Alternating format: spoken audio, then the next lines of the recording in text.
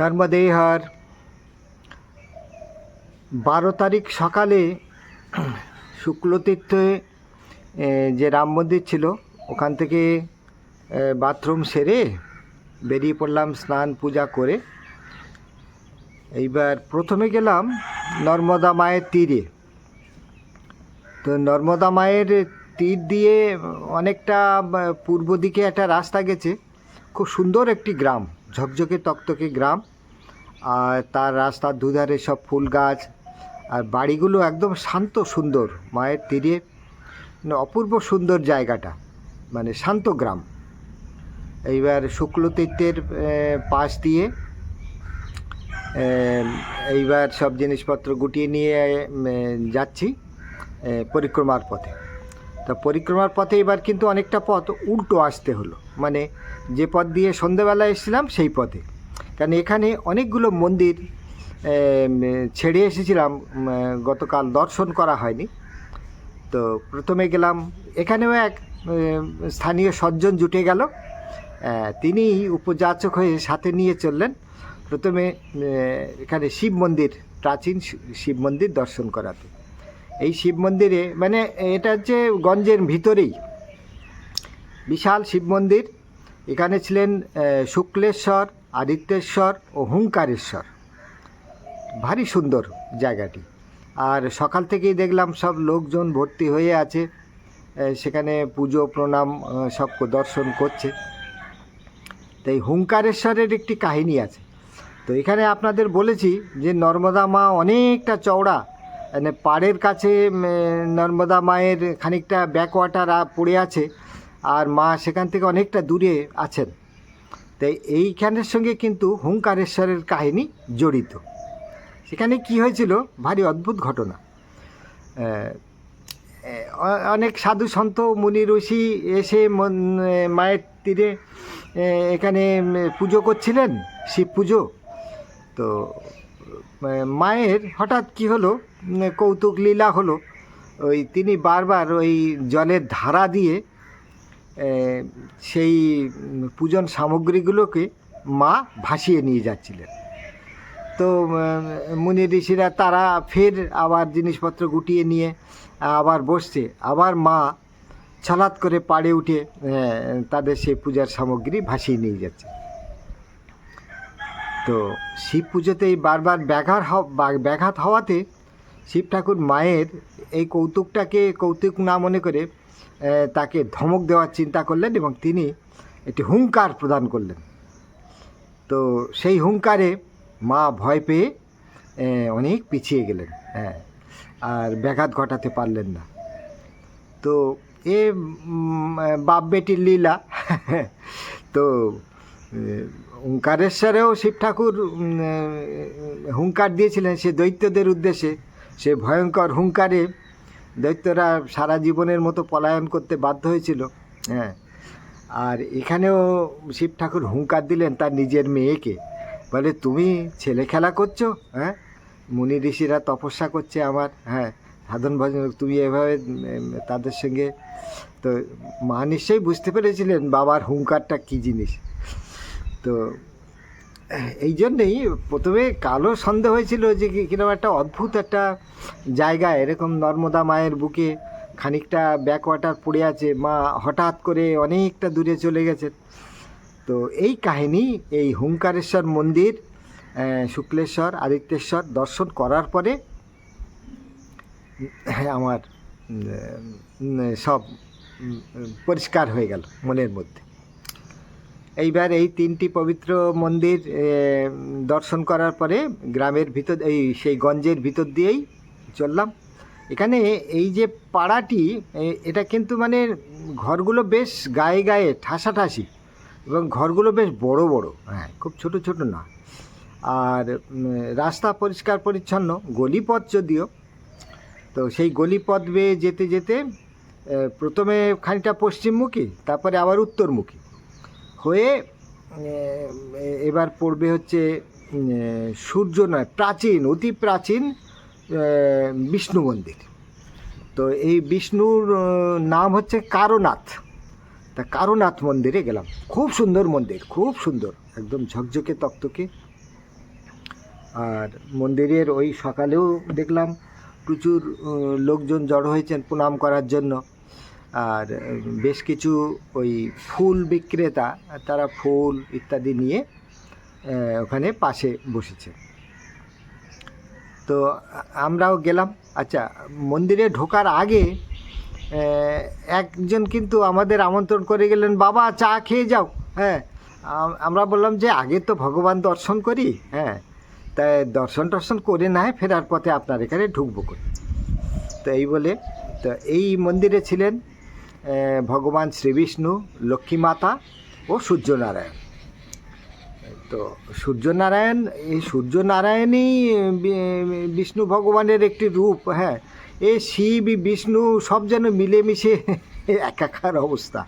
হ্যাঁ, সব মন্দিরেই তাই। হ্যাঁ, মানে কি পরম শ্রদ্ধা সহকারে সকলে এইভাবে পূজা করে।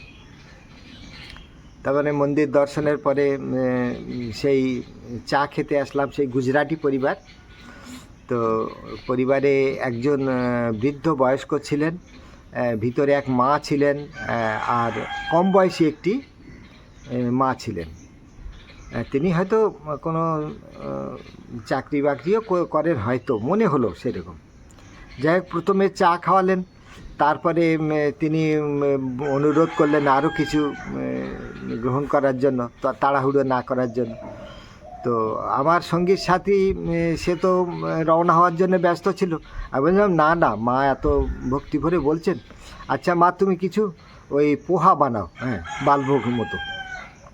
তিনি খুব খুশি মনে সুন্দর পোহা বানিয়ে দিলেন। হ্যাঁ, আর আরও বললেন যে বাবা যদি থেকে যেতে চাও, হ্যাঁ, খুব ভালো হয়, একটা দিন আমাদের পরিবারে থাকে।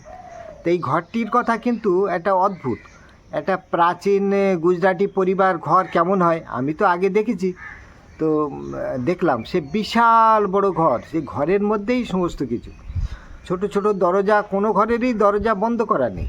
হ্যাঁ, উঁচু নিচু, আর মোটা মোটা কাঠের কড়ি বর্গা দিয়ে তৈরি। হ্যাঁ, আর আসবাবপত্র প্রাচীন। হ্যাঁ, মানে সেখানে কিন্তু কোনো দারিদ্র্যের ছাপ নেই, কিন্তু প্রাচীনতার ছাপ আছে। হ্যাঁ, তো সে একটা অদ্ভুত দৃশ্য, সেই দৃশ্যগুলো দেখাতে পারলাম না, আমার এই দুর্ভাগ্য। একটা গুজরাটি ঘর, তার ভিতরটা কেমন হয়, এইটাই ছিল একটা সুন্দর একটা নমুনা। যাই হোক, এখান থেকে আবার ঘুরে প্রথমে পশ্চিমমুখী আবার ফিরে আসলাম এই গলি দিয়ে আরেকটা গলিপথ দিয়ে। এইবার আমাদের প্রকৃত পরিক্রমা শুরু হলো এই তরবা গ্রাম ছাড়িয়ে। তা বেশ খানিকটু যাওয়ার পরে একটা চৌমাথা মতো পড়লো। এই চৌমাথা থেকে ডান দিকে শুনলাম, বাঁ দিকে সোজা পরিক্রমা পথ গেলে জ্যোতিবেন প্যাটেলের সেবাশ্রম। তো প্রথমে জ্যোতিবেন প্যাটেলের ওখানে গেলাম না, তার কথায় পরে আসছি। প্রথমে গেলাম নর্মদা মায়ের তীরের দিকে, ওখানে একটি প্রাচীন শিব মন্দির ছিল, মঙ্গলেশ্বর শিব। তো মঙ্গলেশ্বর শিব মন্দির দর্শন করলাম। ভারী সুন্দর জায়গা, একদম ফাঁকা জায়গায়। হ্যাঁ, সেখানে সুন্দর আশ্রম। তো সেখানে ভগবান মঙ্গলেশ্বর দর্শন করলাম। তো এই মঙ্গলেশ্বর সম্বন্ধে এই আমাদের শৈলেন্দ্র নারায়ণজির অনেক কিছু বলা রয়েছে। মঙ্গল শব্দের ব্যাখ্যা বলা হয়েছে। শিবের স্বয়ং শিব ঠাকুরের আরেক নাম কিন্তু মঙ্গল। আর বলছেন তার ভাষায় মঙ্গল গ্রহ এখানে তপস্যা করেননি, ইনি এক দেবতা, হ্যাঁ, সেই দিব্য ঋষি, হ্যাঁ, এখানে তপ করেছিলেন, সেই মঙ্গল ঋষি, হ্যাঁ, হ্যাঁ, মঙ্গল স্বরূপ সেই যিনি হচ্ছেন উপরের থেকে আমাদের মাথার উপর দিয়ে ঘোরেন, হ্যাঁ, বিচরণ করেন, আমাদের পাপ পুণ্যের প্রতি নজর রাখেন এবং সর্বদা মঙ্গলে রত থাকেন। তো এইরকম সব ব্যাখ্যা আছে। তো যাই হোক, মঙ্গলেশ্বর দর্শন করে ফিরে আসলাম জ্যোতিবেন প্যাটেলের কাছে। সব লোক যখন মঙ্গলেশ্বর দর্শন করতে যাচ্ছি তখন সকলে বলছে, আরে আরে এদিকে কেন যাচ্ছ, এইদিকে তো জ্যোতিবেন ঘর। বলে, আরে মায়ের তীরে মঙ্গলেশ্বর ভগবান আছে, আগে ভগবান দর্শন করব না জ্যোতিবেন দর্শন করব? তো এই কথাটা কেন বলছি, এই জ্যোতিবেন হচ্ছেন এই নর্মদা খণ্ডের আর এক সাধ্বী কী হিসাবে, তিনি অতি সাধারণ মানুষের মতোই, হ্যাঁ, তিনি পরিক্রমাকারীদের জন্য নানা রকম ব্যবস্থা, এই গুজরাটের মধ্যে জ্যোতিবেন প্যাটেলের নাম সকলেই জানে, হ্যাঁ, তার আশ্রমের কথা, হ্যাঁ, এখান থেকে কেউ না খেয়ে যায় না এরকম। তো জ্যোতিবেন প্যাটেল দর্শন করতে গেলাম, তার আশ্রম খুব সুন্দর আশ্রম। ওখানে চা সেবা নিলাম। অনেকে দেখলাম দুপুরে ভোজন নেওয়ার জন্য আছেন। জ্যোতিবেন পরিক্রমাকারীদের অনেক সহায়তাও করেন। তার ঘরটির ভিতরে গেলাম, সেখানে তার দিদি আধশোয়া ছিলেন, তিনি উঠে বসে কথা বললেন। আরও অনেক স্থানীয় মা তারা এসেছেন দর্শন করতে এবং প্রণাম করতে। তা জ্যোতিবেন তার দিদি জানালেন যে তিনি একটু ঘুমিয়েছেন, তো কখন উঠবে জানি না, খুব পরিশ্রম হয়েছিল কালকে। তো এই বলতে বলতে তিনিও উঠে আসলেন জ্যোতিবেন, তার দর্শন হয়ে গেল। তো প্রণাম করে ওখান থেকে রওনা হয়ে গেলাম। তারপরে এবারে হচ্ছে চওড়া পাকা রাস্তা, চওড়া মানে খুব চওড়া নয়, বাস যাওয়ার উপযুক্ত রাস্তা, আর দুই পাশে গাছপালা আছে, জঙ্গল আছে, ক্ষেত আছে, ক্ষেত খামার। শহরের ঠিক নয়, এটা গ্রামের মধ্যে দিয়েই যাচ্ছি বলা যায়। গ্রামের ভিতরে চওড়া সুন্দর পাকা রাস্তা।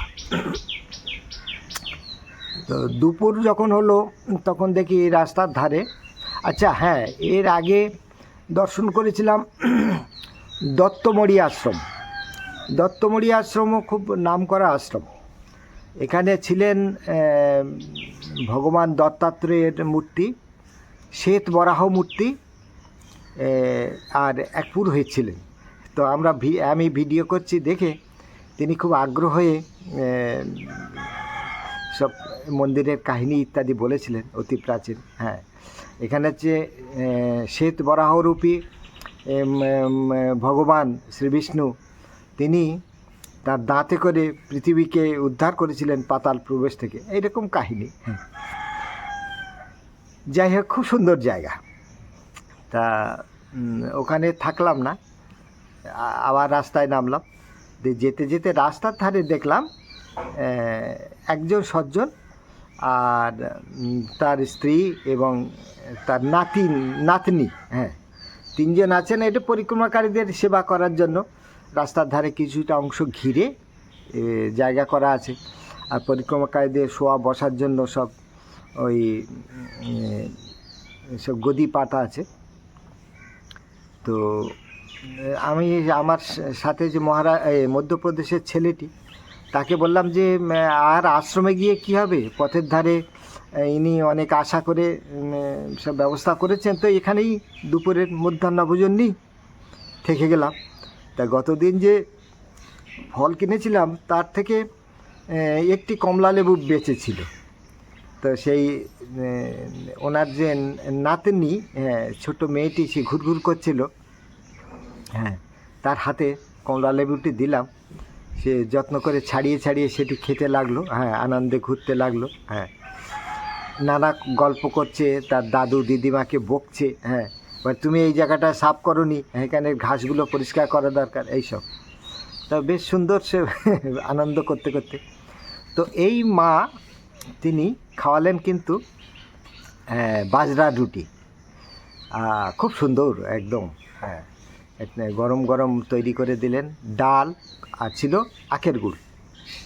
তা সুন্দর বিশ্রাম নিয়ে তারপর দেখলাম এক এক করে আরও অনেক পরিক্রমাকারী আসছে, তবে তারা ভোজন টোজন নিয়ে এসছে, তারা এখানে চা সেবা নিল। তো বেশ কয়েকজন চেনা পরিচিত পরিক্রমাকারীও আসলো। তো আমরা এবার এগিয়ে চললাম। এইবার সামনে হচ্ছে অঙ্গারেশ্বর শিব। তো অঙ্গারেশ্বর দর্শন আমরা দুজন করিনি, কারণ আবার সেই অনেকটা দূর আবার ডান দিকে যেতে হতো, গিয়ে দর্শন করে আবার চলে আসতে হতো। আর জায়গাটার ঠিক সন্ধানটাও আমি বুঝতে পারিনি প্রথমে, তাহলে হয়তো পরিকল্পনা করে আগেই দর্শন করে নিতাম। এবার গন্তব্য হচ্ছে ঝানোর গ্রাম। তো এই চলতে চলতে ঝানোর গ্রামের নাম বা কাছাকাছি চলে এসেছি শুনেই মনটা একটু চাঙ্গা হয়ে গেল, কারণ এই ঝানোর গ্রামে আমি 1 বছর ছিলাম, এনটিপিসিতে পরিষেবা দিয়েছিলাম। তো এই ঝানোর গ্রামটা আমার এনটিপিসি কেন্দ্র থেকে এই ঝানোর গ্রামে আসতাম। এখানে অনেকগুলো ওই ওই দোকান ছিল, দোকান মানে সবজি দোকান, এই সবজি কিনতে আসতাম আমি আমার গিন্নি দুজনে। আর সবজি ঘরগুলো ছিল যে বড় বড় ঘর, ছাউনি দেওয়া, তার তলায় এসব নানা রকমের সবজি জিনিসপত্র মায়েরাই কেনা বেচা করতেন প্রধানত। আর এই ঝানোর গ্রামে পুরানো একটি বটগাছ তলায় বসতাম, তার নিচে নর্মদা মাকে দেখতে পেতাম। সেই নর্মদা মায়ের তীরে সন্ধ্যাবেলায় দূর দূর থেকে ভক্তজন এসে প্রদীপ জ্বালাতেন, সেই সব দৃশ্যের কথা মনে পড়ল। আর ঘিরে ধরে দলে দলে ময়ূর আমাদের চারিপাশে ঘুরে বেড়াতো, সুন্দর কেকাধ্বনিতে মুখরিত থাকতো, সেই সব কথা মনে পড়ল। কিন্তু কোনো কিছুই মিলল না। হ্যাঁ, কোনো কিছু মিলল না এই কারণে, মা এখন আগের যে চওড়া গতিধারা ছিল সেটা নেই। মা এখান থেকে অনেক দূরে সরে গেছেন।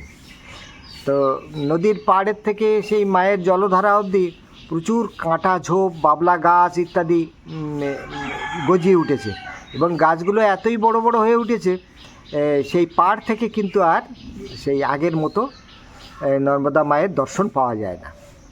যাই হোক, প্রাচীন স্মৃতি।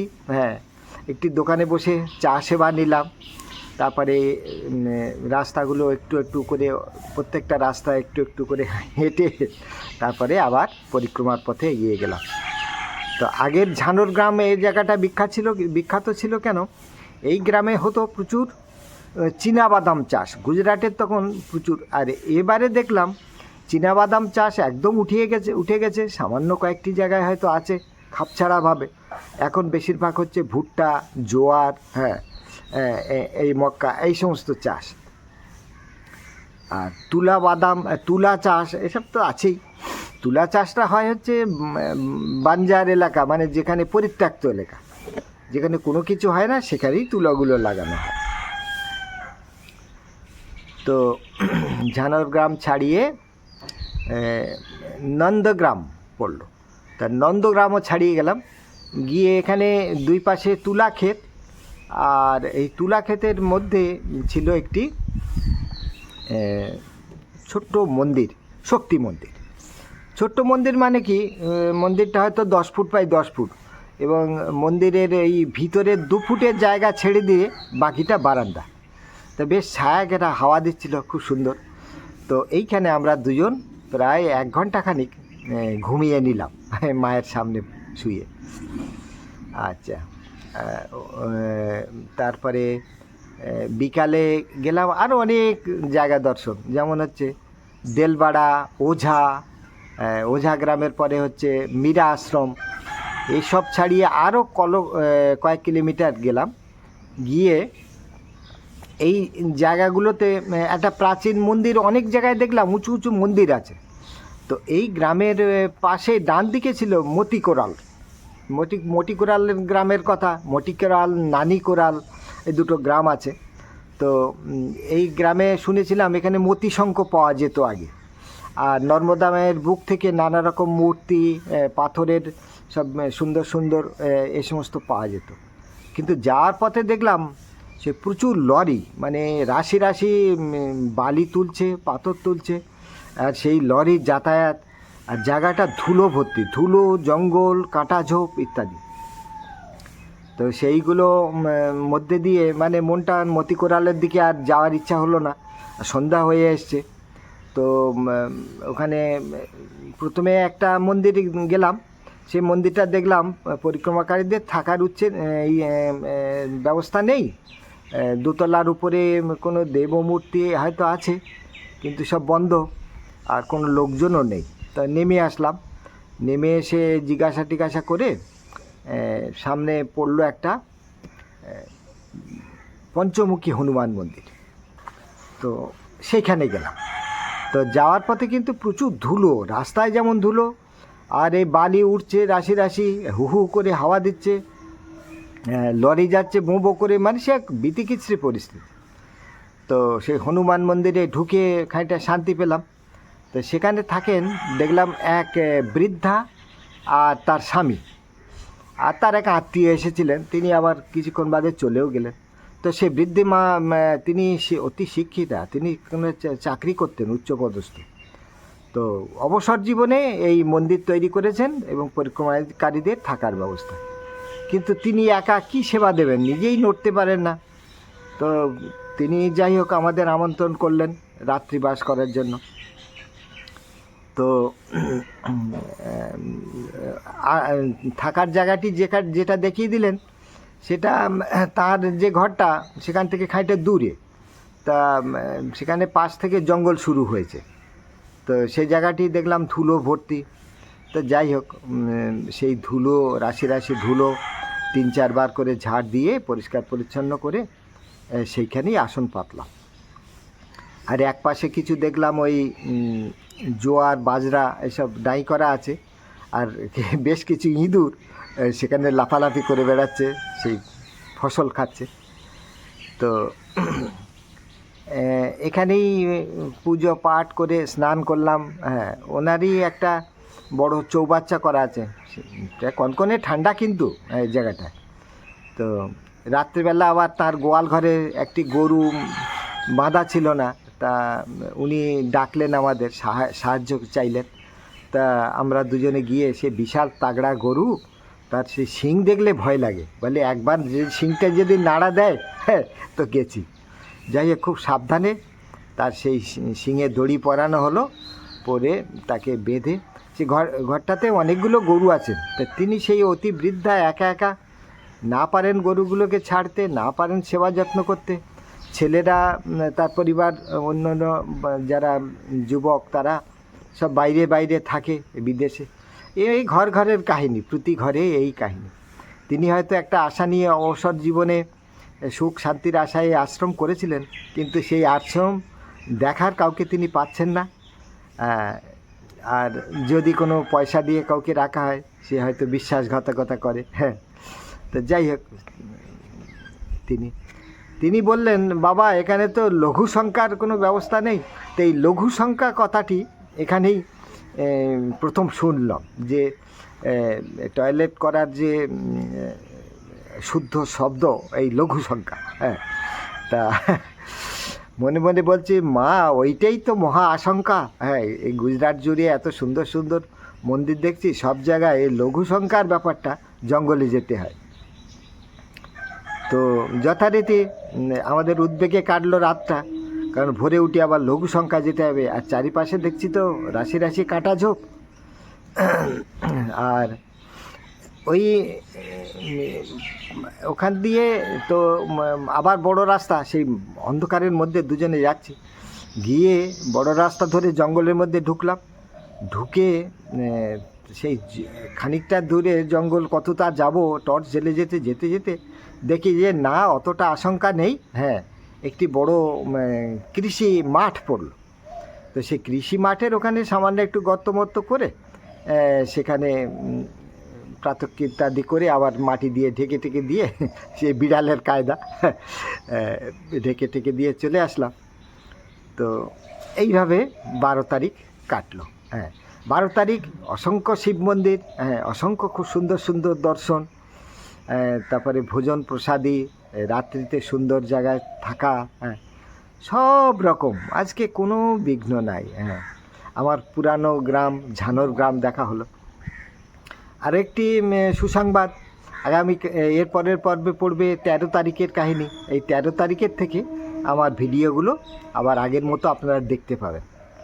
তো এইবারে আমার কথা তো কাহিনী বললাম 12 তারিখের, এইবার দেখুন যে সামান্য কয়েকটি ভিডিও আছে আর অল্প কিছু ছবি দিয়েছি। এই সামান্য কটি ভিডিও দেখে আজকের মতো তৃপ্ত থাকুন। নর্মদে হর।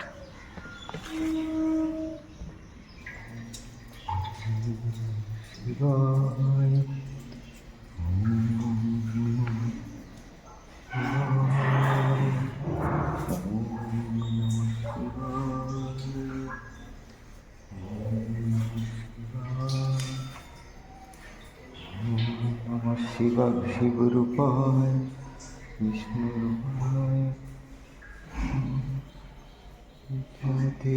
নমঃ। বিষ্ণুশ্চ হৃদয়ং শিব শিবশ্চ হৃদয়ং বিষ্ণু। নমঃ শিবায় নমঃ শিবায় নমঃ শিবায় নমঃ শিবায় নমঃ শিবায় নমঃ শিবায়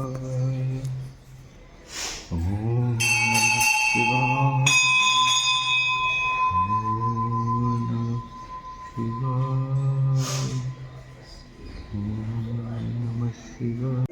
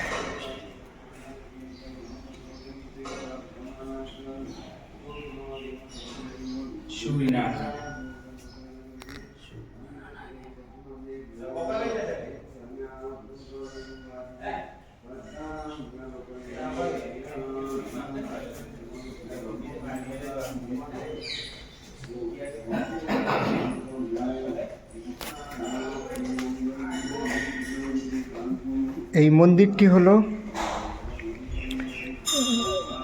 ভগবান শ্রীবিষ্ণুর কারনাথ নামে তিনি এখানে প্রসিদ্ধ।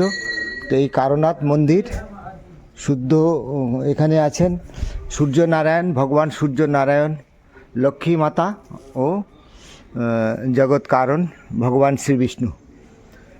মন্দিরটি শুক্লতীর্থের একটি প্রধান মন্দির।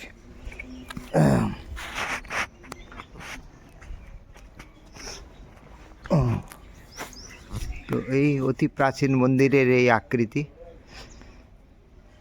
খুব সুন্দরভাবে রক্ষণাবেক্ষণ হচ্ছে।